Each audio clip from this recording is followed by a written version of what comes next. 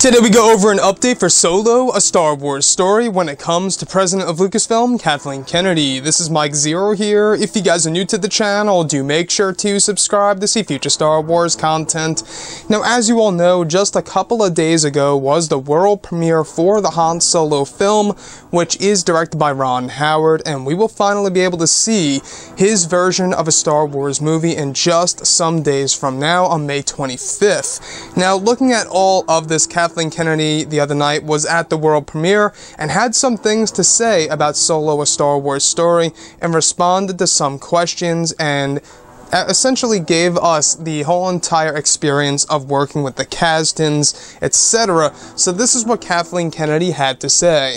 It is so exciting. We are going to see how Han met Chewie, and I think a lot of people are wondering how that happened, so it's pretty exciting. She goes on to state, I got to work with Larry Kasdan, who had done The Empire Strikes Back and Return of the Jedi, and he worked with his son on this movie, John Kasdan. So I think that was one of the most enjoyable things because Larry really knows this story and he really knows the characters. So we were finding lots of little details that we could put in this film.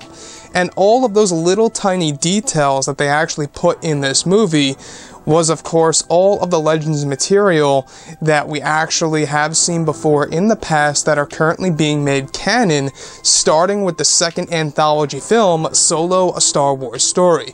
Now, we also know that after Kathleen Kennedy fired the original directors of the Han Solo film, some of the cameos that were set to appear were actually lost in the process, and it really does make one wonder exactly who were those cameos that didn't make it to the Ron Howard version of the Han Solo film. Now, we do know that in Solo, a Star Wars Story, the one directed by Ron Howard, there is a big surprise cameo, a cameo that actually stems from the prequel trilogy that's not Darth Vader, Obi-Wan, Jabba, or even Boba Fett. So looking at everything here, overall when it comes to the Han Solo film, from all of the reactions that we heard from the world premiere, this movie seems like it's going to be an okay movie. It's going to be a fun ride, just an enjoyable, fun watch, and that's what Star Wars really is. Now, to me, I really hope that there's a great payoff at the very end of this movie, something that will actually make the fans wanting more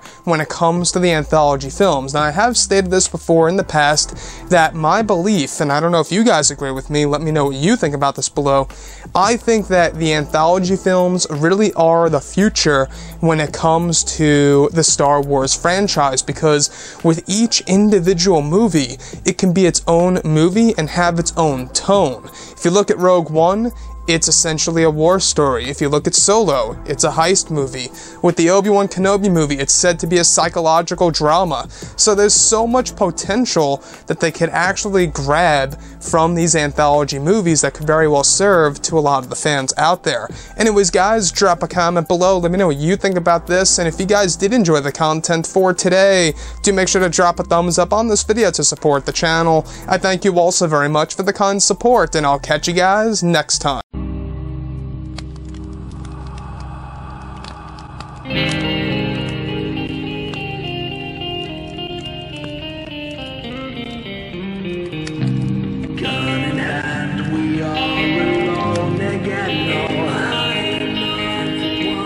From night to moon, we hear them moans again. No.